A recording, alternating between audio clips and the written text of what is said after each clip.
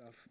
Um, so this is what I want to talk about. I guess the point I want to talk about is kind of summed up by Maurice Gaudadier, a French anthropologist, who makes the point that we don't just act, we act to do. We do. We create the world, perhaps not exactly as we would wish, but we do create our own world. And insofar, I would agree with the point made earlier that we act creatively. The world that we live in is not something that just exists, but something that we have to continuously create and recreate. It's an active process of doing that. It doesn't happen without our active engagement. And so, at least to some extent, there is creativity in that. Is this what makes us go? Does it? What do I point it at? It's that too. Ah, that one. Okay, great. Of course. This is just what I want to do. So it's terrible to be in my spot because first I'm in between you guys and the bar, which is always bad. And then the second point is you worry that all the good stuff has already been said, so then you just sound like a dope. So that's a bit of the case here. But two things that didn't happen was no one ever really talked about defining creativity or defining consumer behavior, which I thought was astonishing. So do a little bit of that, talk a little bit about some of the activities that part's a bit redundant, and then talk a bit about the controversy that came up a little bit in our conversations, but really wasn't sort of focused on as part of the issue. So and I'll try when I can to refer to the presentations that were already made. So some definitional elements. So why is this interesting right now? Well, it seems like we have really entered into, perhaps, a culture of creative destruction, where I heard a lot of discussion in these presentations today. Oh, it's new. Oh, something new is happening. Oh, it's not like it used to be. And if that's so, then something has been destroyed and something is in a process of becoming. And it seems that there's a lot of belief that the flattening of the information environment is responsible for that change of situation. And interestingly, having worked in the third world quite a bit, it's interesting to see how that flattening in that information environment is also present in the third world as well as in the most developed parts of the world. So I want to riff a little bit on people who inspire me, since I'm not very inspired myself, and say, what is consumer behavior? Well, consumer behavior is a practice of materiality, which means that it's an interaction between various kinds of actors engaged with something outside of themselves, the material and natural worlds. So consumer behavior is all of those processes that involve us carving out, selecting, defining, engaging, all the processes of value creation, which is not us in some way. And in fact, it's also a process through which we bring forth the material world. That is, we create the world that we want to be in. I mean, it's so charming when we talk about Lego, for example. It's such a nice little, tight little case of doing that. When we build stuff with Lego, we bring forth a sensuous world in a certain way. When we create a mixtape and walk around with it plugged into our head, we are creating a sensuous world, and a very particular one, right? So that's what consumer behavior is. It's not buying stuff. Hopefully we can put that behind us.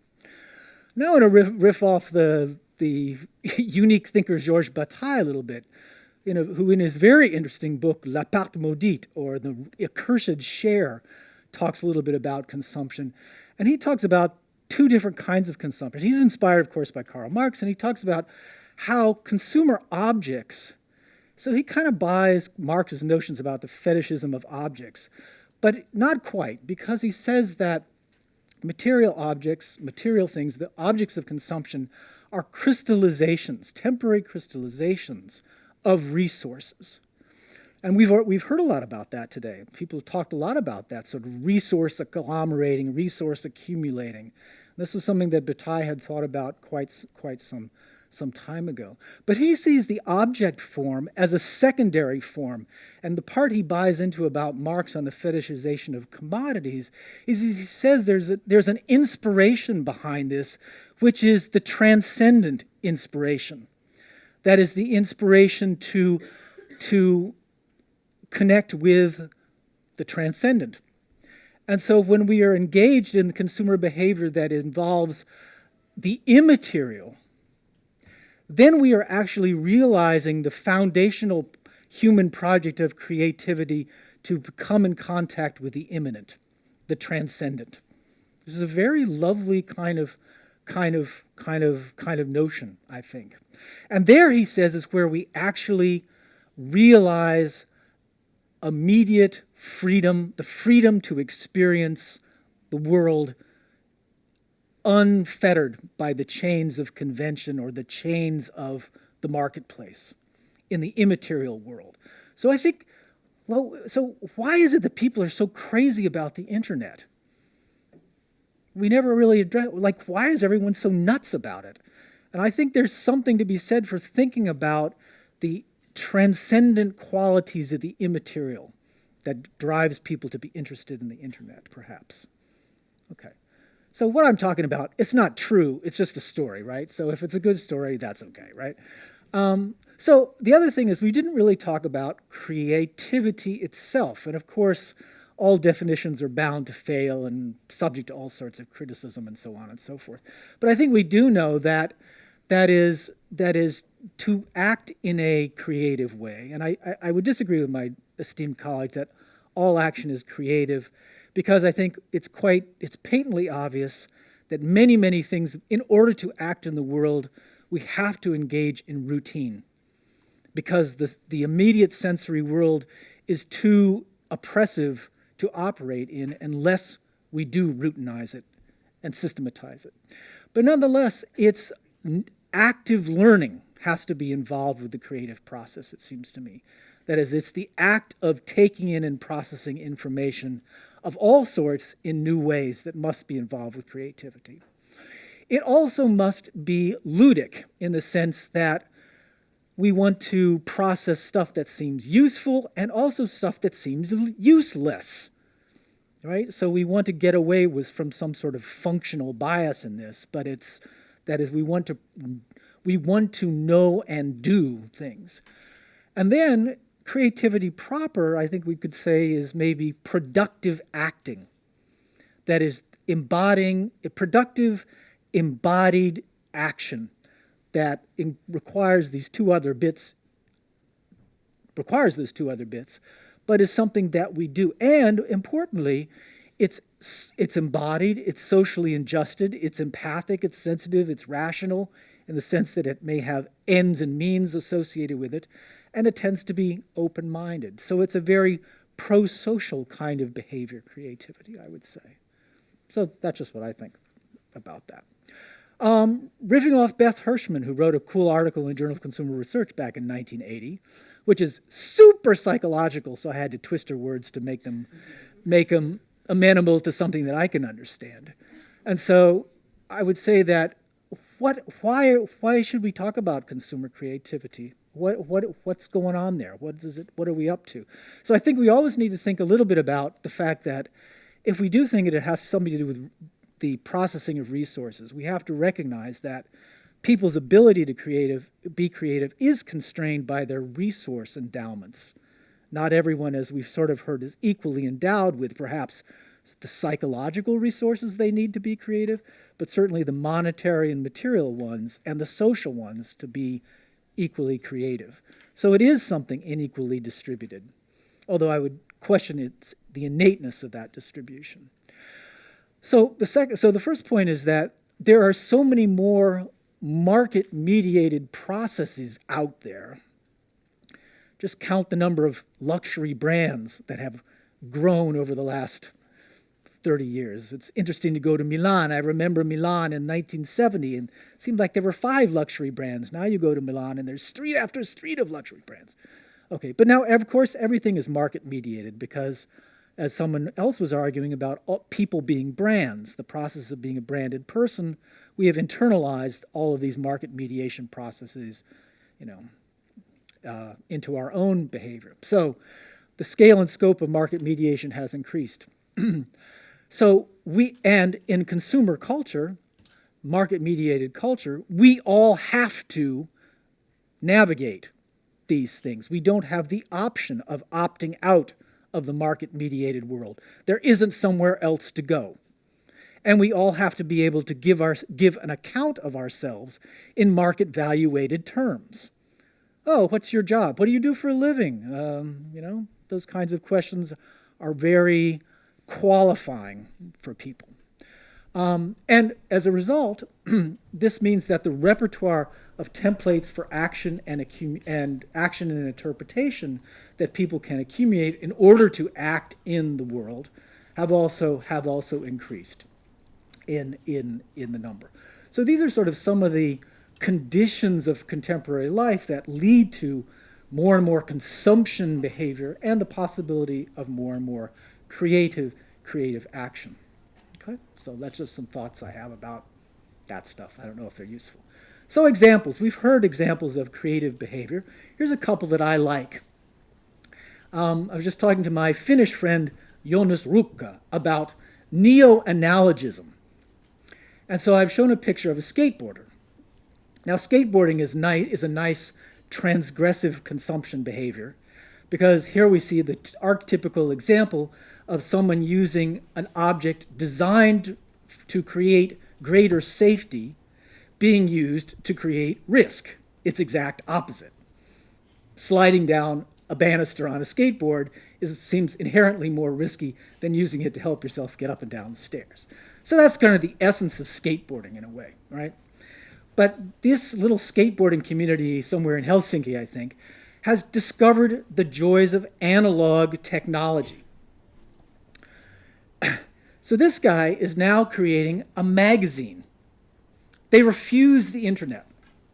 He's creating a magazine that they make together. And he's just discovered the typewriter. And he says it has this wicked machine gun sound. And the film that Jonas makes has him letting go, brrr, and then he talks about it, and it tells you when to stop, because there's a ding at the end.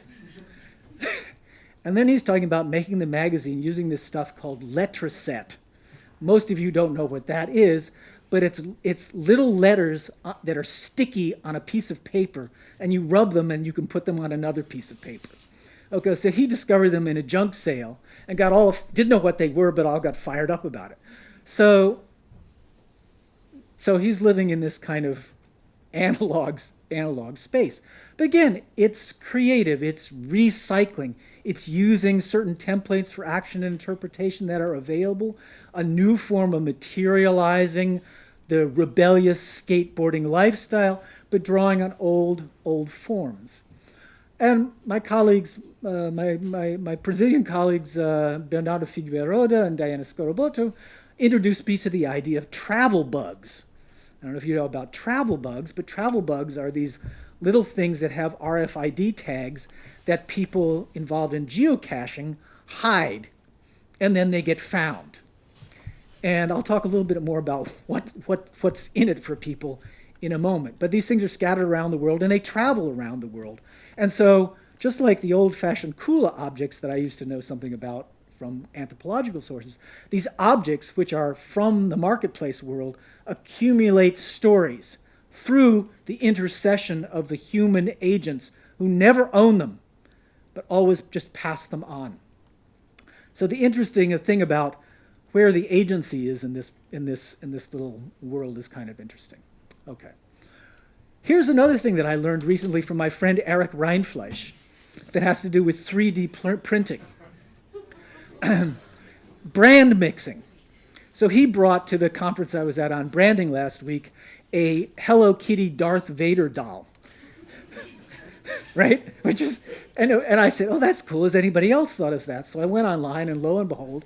And so here you've got a Hello Kitty superhero complete with a hair. It's just like... Okay, so this is brand mixing. We have music mixing, and now we have brand mixing. And the 3D printing thing is really going to make this crazy. And you may be happy or unhappy to know that I also found a Lego Lincoln Log, a Lego Lincoln Log thing that allows you to work with these two different construction systems. Very interesting.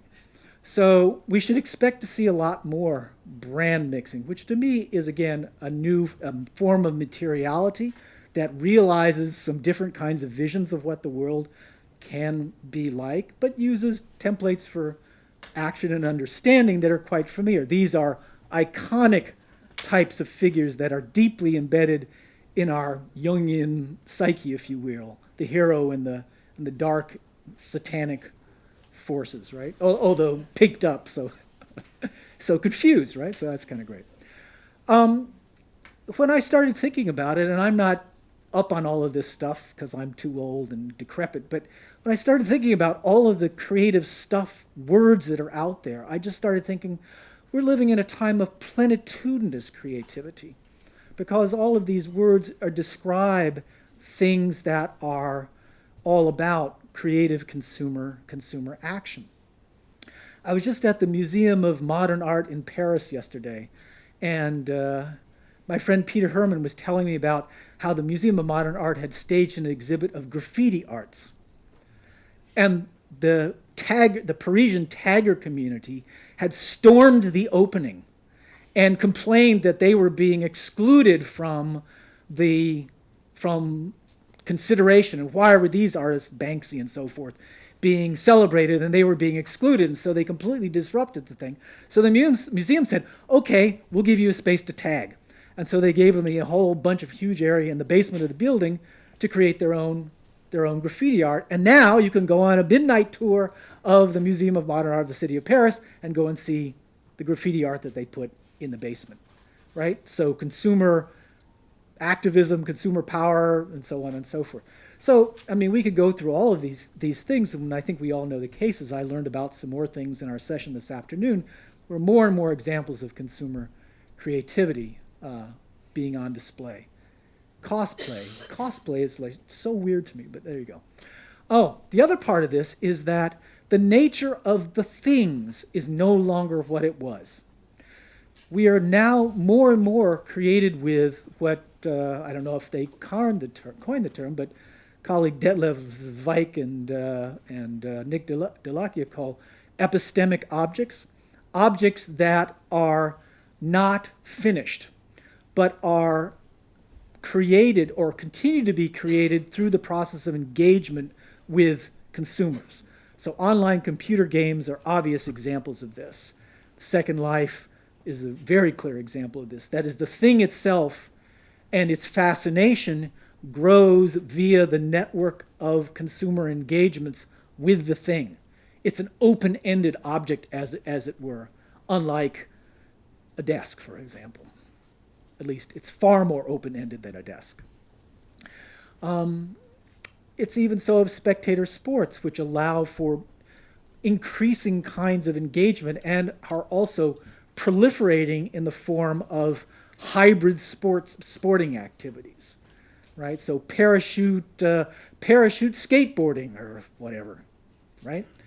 Naked parachute skateboarding, and so on and so forth. So we have come to expect that objects should be open-ended. We're not content with these dead, dull, finished things, which is sort of the way in which consumer creativity is transforming the expectations of the material world.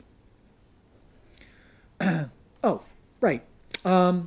So I was talking about the travel bugs before, and one of the things that Diana and Bernardo have talked about is the way in which these consumers who are involved in the travel bug phenomena, geocaching them, discovering them, accumulating stories about them, taking pictures of them oh, here it is in Machu Picchu. Oh, here it is in the sewers of Paris. Oh, here it is in the conference here that we're at.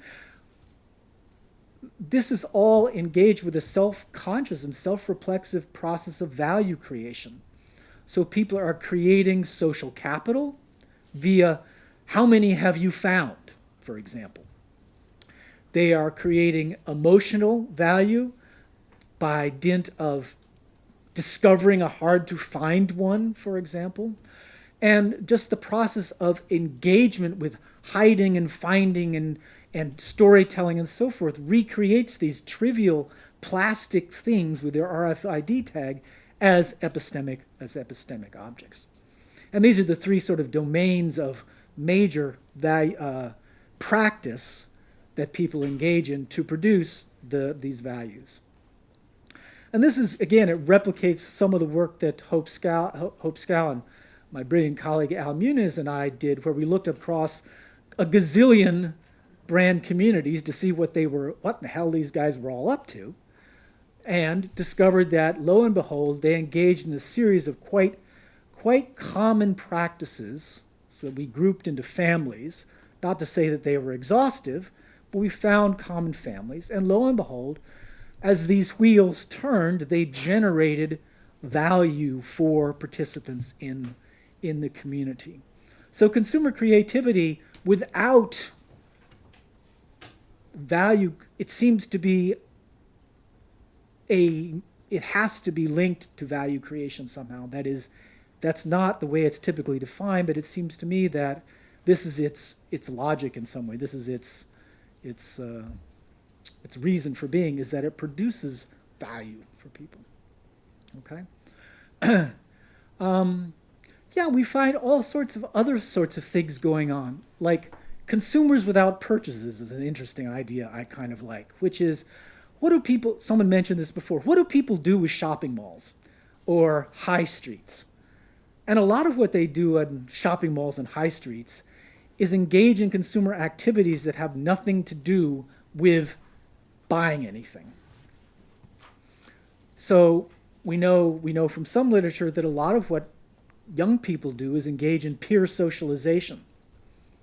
They clique formation, clique distinction, and so forth, via their engagement with, but not purchase of, the stuff that's lying about in shopping malls.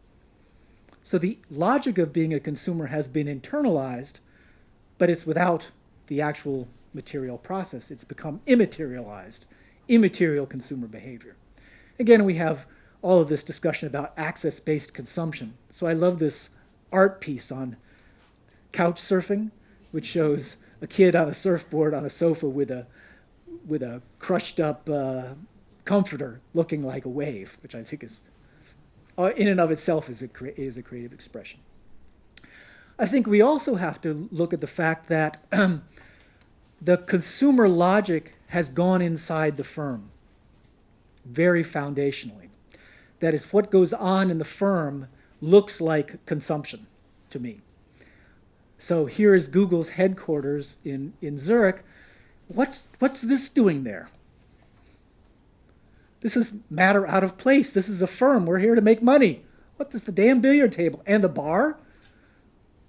And this is an IDEO workshop, the idea generation firm. And lo and behold, it looks kind of like a toy store. And in some of the work that Malia Press and I did on how organizational identification formed, we found that employees' ties to firms were very much bound up with the opportunity to engage in consumption behaviors inside the firm. That is, that made employment more compelling and enjoyable to people. It helped to seal corporate loyalty. So the logic of consumer and consumer creativity, because these are firms that are renowned for their creativity, has come inside the firm. What this means, of course, is that we have to think of new ways of talking about value, new kinds of value, new value operators. We prosume in some interesting way. We do some sort of DIY kind of thing, or we pimp our ride, or pimp our sofa, or pimp our cell phone, or whatever the heck it might be. We perform some activity with that, and that becomes audited by others who then go engage in these processes of diffusion. But this is clearly some sort of something like, but not quite the same as the processes of value creation we've thought of before. Again, lovely presentation on vintage practice, where Kat talked about performing vintage, right? So this becomes something that you can develop expertise in, to be a vintage actor. And you can perform that in particular theaters of consumption, the secondhand markets where the pop-up markets where the vintage occurs. This then allows this practice to circulate and to be appropriated by Topshop, for example. But this becomes ubiquitous in late consumer culture, is this developing practice, circulating it. So Gru's work on 50 Shades of Grey, oh, okay, so now we learn how to write trashy, girly, sexy novels, and then this this circulates, and it gets picked up, and it gets reappropriated again. So these are different kinds of ways of talking about the circulation of value than, the product and consumer and cash and thing, and that's the end of it. It's not like that anymore. It's not even clear that things or money are crucial to the circulation of value. Okay, so that's just some idle reflections. Controversy. So why is this controversial? Well, it's always been controversial. And of course, the controversy in the Western world begins with the Bible. And it begins with the story of Adam and Eve. Because when Adam and Eve were living in paradise, they had no needs. And when God expelled them, they as soon as they were expelled, they were what do you call it? They were condemned with the requirement to have unrequited needs. And so the problem of consumer needs goes right back to the story of the expulsion from the Garden of Eden. Go read the Bible. It's plain as day. And ever since, we've been arguing about it. Right? And it's particularly developed in the Protestant branch of the Christian branch of the Abrahamic religions, where it's the con side is really quite well developed. But at any point, if we think about if on the one hand we have people talking about active consumers, on the other hand we will have people saying, no, they're not really active, they're just dupes, and they're really, just passive slaves of the firm. If we talk about consumption as an activity that's value creating, we will have economists telling us, no, that's just waste, and what really matters is production. The country requires, we have to grow the export share of the French market in order to grow the economy, as I heard a French politician saying on television just the other day. Use values, those are good, but we're really actually diluted because we're giving up money for commodities, and those are bad because companies have them. And in addition, we think that they are valuable, but this is because we've been brainwashed by the firms and by capitalism, and so we don't know what we're doing. This is the argument of Horkheimer and Adorno, and it's still very present, particularly on the left in academia, and particularly in sociology, but even in our friends who do critical marketing or critical management. So on either side of this divide, there is a positive view and a negative view that are inscribed in absolutely rigid ideological positions. And both sides, there's merit on both sides of this. There's merit. You can make a logical argument on either side, taking either of these particular binaries, if you wish, and people make academic careers doing that. I think it's kind of important to get a little reflexive on this and recognize this as a kind of millennial discourse and to unpack where it comes from. So I was sort of a little bit joking about the Bible, but not entirely. But I think in order to do foundational scholarship, particularly in the area of creativity, value creation, and meaning, we need to kind of get through this and really sort of work out in our own minds what we think is going on here. I think, and I would say that the consumers are dupes, companies are making us do this and that, and we're just slaves of capitalism and all that stuff. When you look at it from a feminist perspective, it turns out to be a kind of a masculinist argument. And I always like to think of the film Brazil, which on the one hand is this terrible totalitarian nightmare, but on the other hand is a complete broken down shambles. And so, if indeed we're all like just dupes of capitalism, capitalism is a broken down shambles that has plenty of gaps and space, like for the Robert De Niro character in Brazil, to slither through and do other things. So I think this strong masculinist theory of consumer oppression and so forth needs to take a breath, so to speak. A feminist breath wouldn't hurt it. And of course, we all recognize this fellow, perhaps some of you young people want to aspire to, perhaps the sartorial garb is not quite what you were looking for, but something close. You want a hipster beard if you're a guy, and maybe if you're a girl, I don't know. And some groovy clothes that you bought at the vintage shop, and so on and so forth. And people don't want employment anymore. They don't want jobs. They want to express themselves because they have internalized the consumer logic, which is the logic of self-expression, identity formation, and so forth. And that's all wonderful. But all of these new co-working spaces and these little startups, and everyone wants to start a new company and kickstart it into existence and so forth. The downside of this is that this is a high-risk life option. As someone else remarked, most new companies fail. And just because you look like a hipster and have kickstarted your company into existence doesn't mean it's going to be successful. And guess what? Certainly if you live in the United States, you don't get any health insurance. And so I think, it's wonderful. There is a real social risk in a world in which people have idealized this kind of entrepreneurial, prosumptive worker model that doesn't take into account the broader social dangers or the costs to a million people who want to work that way. And the same thing can be said about hipster communities. I don't know where the hipster communities these days are. In London, where the creative types hang out. Surely these neighborhoods exist. This is where the black people used to live. And now the black people have been thrown out, and now white hipsters live there, or maybe they're oriental hipsters. But anyway, the poor people have been thrown out, and they're usually darker of color and so on and so forth. But this happens all over the place. This just happens to be an example from Wicker Park in Chicago.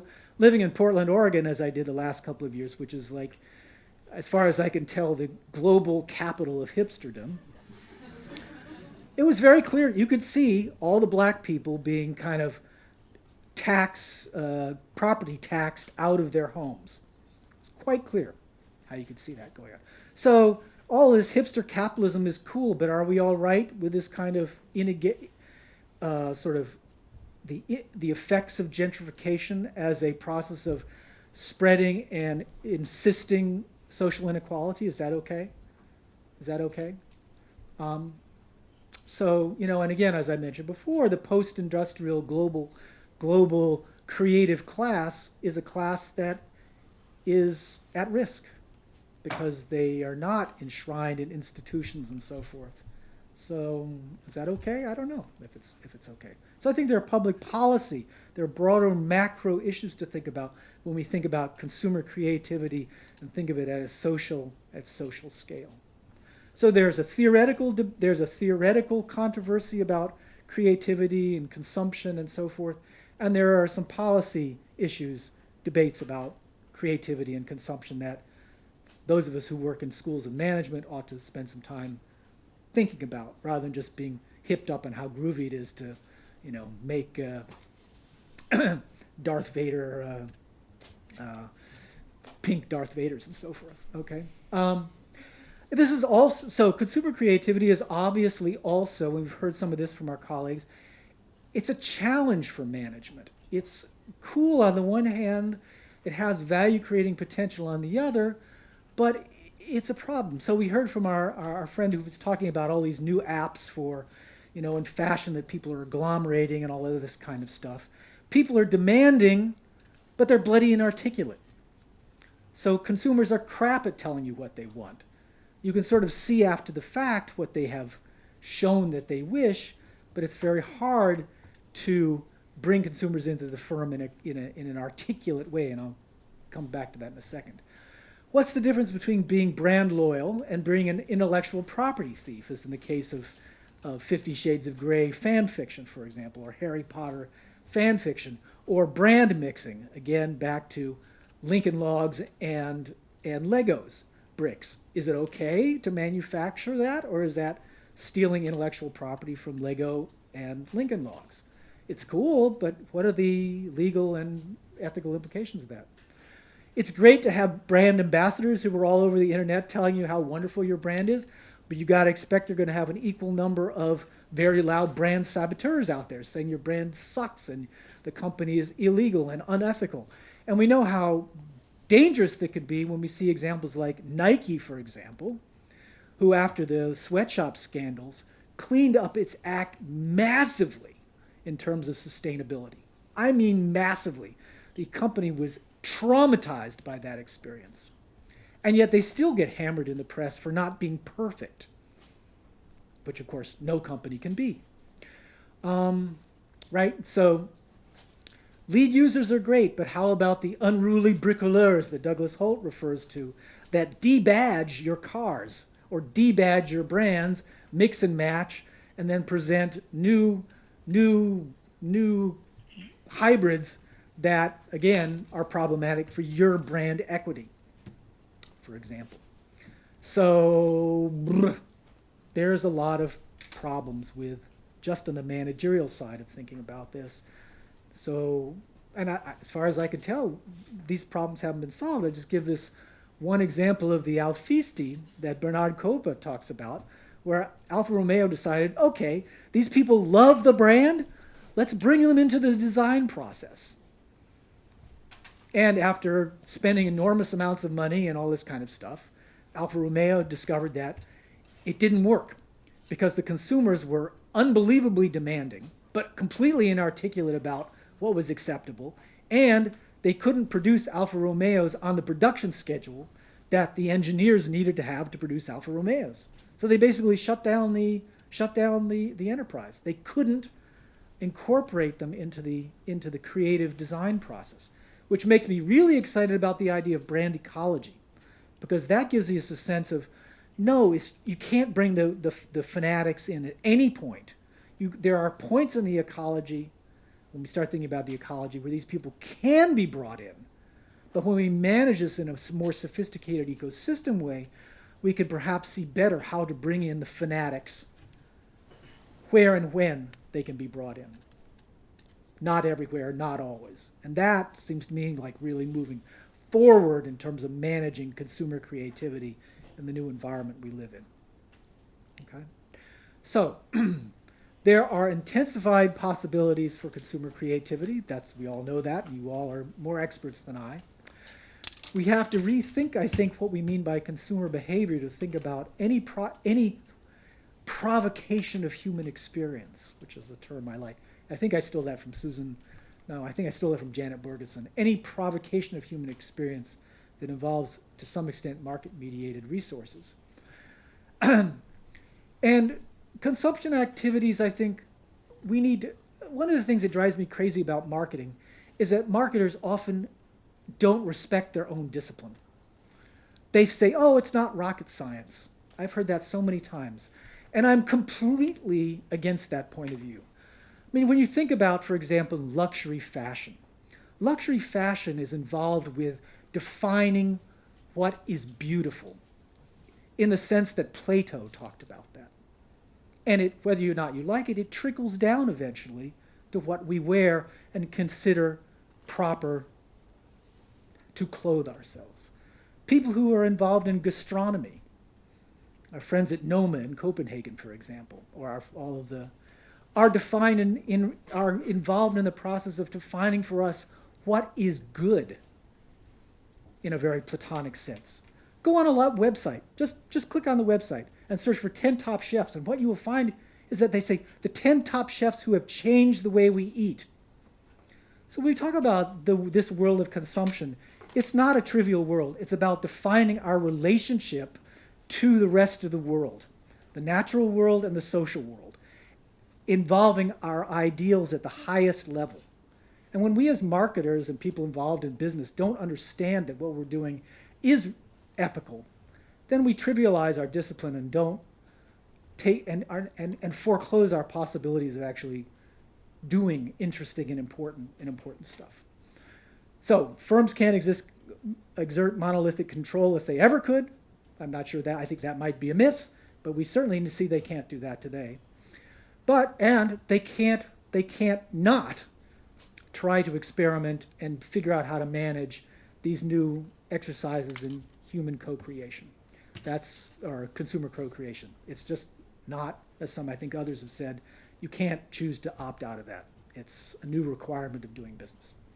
So that's my best effort to synthesize and talk about it. And there's lots of stuff that I stole to seem cleverer than I am, and I'm happy to share those references with you if you like. So thanks a lot. Appreciate it.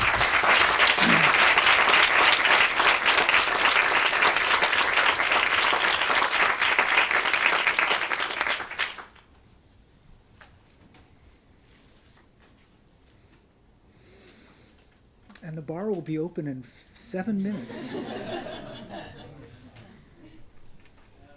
question about these travel bars.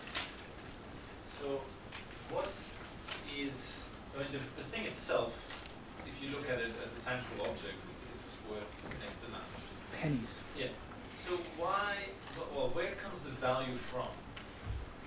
That's the value comes from the armature of practices that have grown up around it, of activating it, all of those things. So activating it, mobilizing it, tagging it, narratizing it, sharing it. All of those practices are the thing that have start to create value. And then when the humans who interact with those things are then able to participate in that, then they can accumulate prestige value, status value, emotional value through those practices.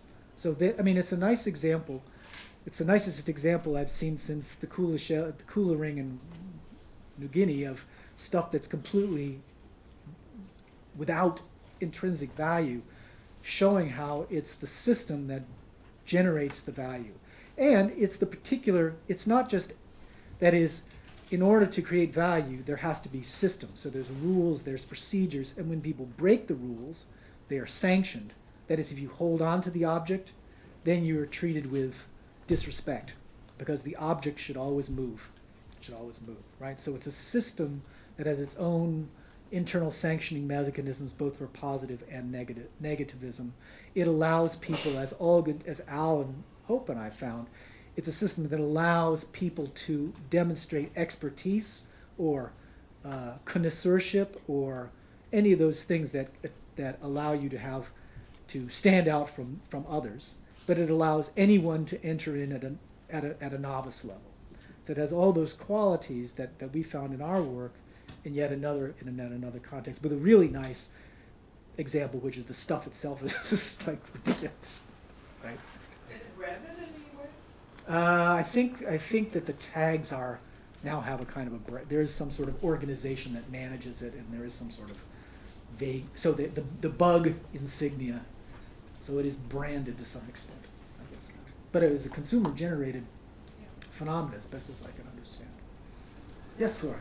Thank you for your presentation, and I think it was a little bit provocative in the sense that No. from my perspective, in the sense that are you trying to argue that consumer creativity is sort of the new logic, or in other words, currency in sort of liquid modernity? So maybe not just consumer creativity, but performance of creativity, like you saw in the vintage stuff. Can you rephrase your question? Well, it seems to me like, since we're sort of thinking about the liquid modernity perspective from Bauman, right, where increasingly we see sort of diminishing role of the solids, right? Oh yeah, absolutely. So establishing status via, established brands, or just simple the luxury objects that we possess. But then on this side, we see increasingly examples were shown with opinions and so on. Is it now consumer creativity becoming sort of the new logic of distinction, consumer culture? Oh, I absolutely think consumer creativity, and I don't think it's a new logic of a distinction. I think it's just an extreme. It's a prolongation of this logic of distinction from early modernity through to the present time. But I think something that's interesting is the way in which it has rediscovered the immaterial. and the liquid and the fluid, so that the world, the digitized world, has become a world where this can be expressed, and in line with Bauman and perhaps certain religious thinkers, it's the zone of transcendence in a way. It's the zone of immanence, because we don't need things anymore. We don't need things anymore, or we need less things. Like stuff is less important. It's more about operating in some other, again, a non-immaterial space. If we look, we can see it across, and we see it across many domains of activity. I mean, if we look at the world of finance, the world of finance is all about immateriality, right? It's what people do down in the, where you are in London, right? What they do down in the city of London is trade immaterial goods back and forth all day long, right? And again, very much driven by a consumer, I would say a consumer logic. Is that provocative? Nah, not so much. Okay, yes, Marie. So what are these examples of routinized consumption events where you don't see any form of creativity? Almost everything, actually. More things than not. So in a way, Well, we just engaged in that. That is, we took turns having a conversation. Now, that's not consumption, but we agree that when we converse, you take a turn, then I take a turn. We don't have to think about it. It's entirely routinized, right?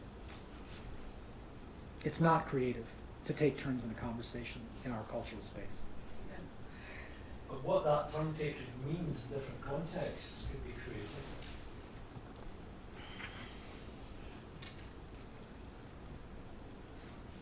What it signifies to the audience. That wouldn't make it creative. Signification is not the same thing as creativity. Is that fair? I mean, I don't think signification is the same thing as creativity. It's back on the discussion we were having earlier. So, yeah. but there are different ways of taking turns. I mean, you know, they're Yeah, but they're not necessarily, I don't think they're creative necessarily. It could be, but I think most of it. to the extent that turn taking is, you know, is meaningful, I guess it is creative. I guess I would disagree. I mean, I walk into a cafe in Paris and I say, "Un petit café, s'il vous plaît," and the petit café immediately arrives, and it's always more or less the same thing. And what I do, you know, I've asked in a very routinized way. It comes up the same way. The exchange is very routinized. There's nothing novel. It doesn't break with anything. I gotta tell you, if you ask for un petit café in a rude way, you're gonna get something very different in your cup. But that's not creative. That's not creative. That's about norms. That's about norms. Okay. I mean, there's a huge body of literature within consumer research that talks about why consumers want to routinize and make consumptions of habits, why they don't want to think about things. There's a whole body of literature on non-conscious consumption, right? So I think there's definitely a lot of evidence that a lot of the consumption that's engaged in is not necessarily creative. It's just, I'm trying to routinize it, I'm trying to make it a habit, I don't want to think about it, and what can I do to ensure I don't have to think about it?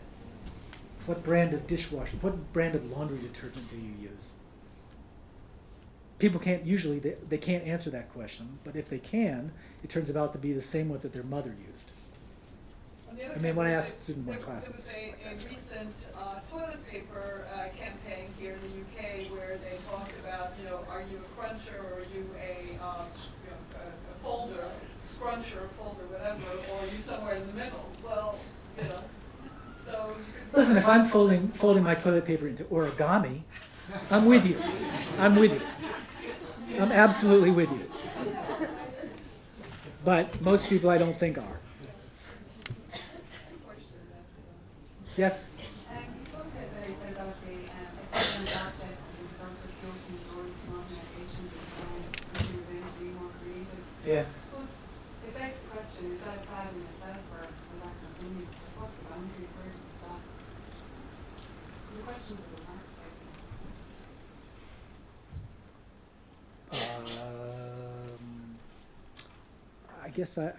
I guess is it a fad? I don't think it's a fad. Where will it stop? I don't know. Where do people who know about digitization think things will stop? I mean, I think the whole movement towards 3D, distributed manufacturing and 3D printing tells me that this is something that is epical and is world-changing. When we start to be able, and something else I learned about 3D printing is a lot of the instructions, programs for printing stuff is open sourced.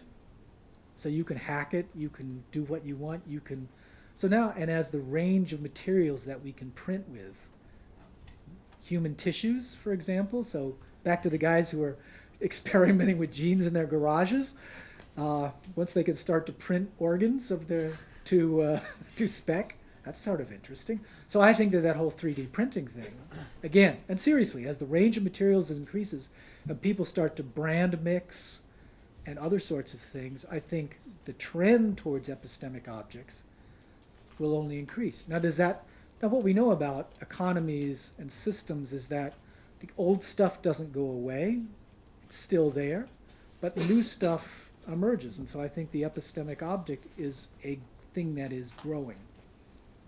Where are the limits? Who could say exactly? But I don't think it's a fad at all. I'm not a futurist, so I don't know. Yes, Douglas. Eric, I wondered if you care to say a bit more about the point you made about. I found the point you made about the moral obligation. I made a point about moral obligation. Okay. Yeah, you may have not have used the word obligation, that's me, but I'm a Protestant, you know. Oh, are you? Don't be my lad. Calvin's the one. Oh, yeah. And it just slips in there, doesn't it? It does, yeah. Just can't help it. All too often. And yeah, you were reflecting on the stance that we kind of take about marketing as and where it finds itself among the great pantheon of disciplines, and how we might, when it comes to turn taking with economists, we might bite our tongue and stay silent.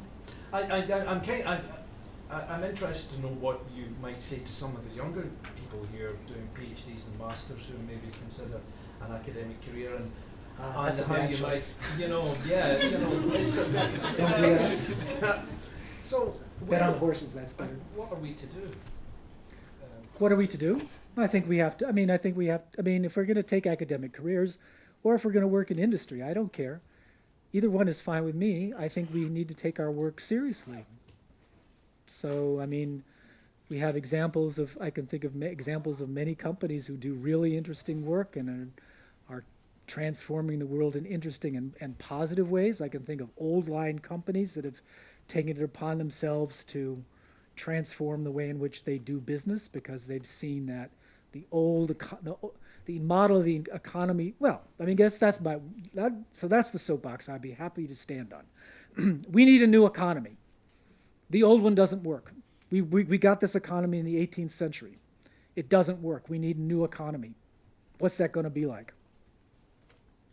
So if you want to be in a marketing discipline or even an economist, God forbid, or in management, I think one of the things we can do is help companies figure out how to move to a more sustainable economy in the future that still delivers economic value, but delivers some other things that we need, or else we're toast, which is okay too, I suppose.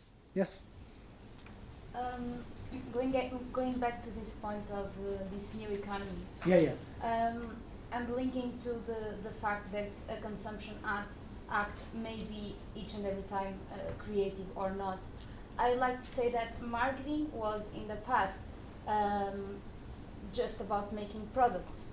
And now marketing is evolving, and I feel it is evolving in a way of fulfilling social needs. That's why the engagement is so, we see it so much, this need for engage, for self-expression, for being connected, this sense of belongingness. Therefore, I can see consumption evolving in a more and more creative way. So I don't think it is creative, each moment of consumption is creative, but because our product needs are more or less solved and we are going to social needs, I can see creativity in this process of consumption. I don't know if I explain myself clear, but Sure. okay. Sure. Except, of course, as my friend Soren Askegaard would say, Maslow had it exactly wrong. He had his pyramid is the wrong way up. The most important, the absolute prerequisite to be a human being is to be self-actualized as a human being. That's at the bottom of the pyramid. If you're not a self-actualized human being, then they shut you up in an insane asylum. And I can see creativity in consumption in this way. Yeah, okay, good. As a direction Sure, of absolutely. right now. I think that we should continue this wonderful discussion and turn it into a polylogue in the bar.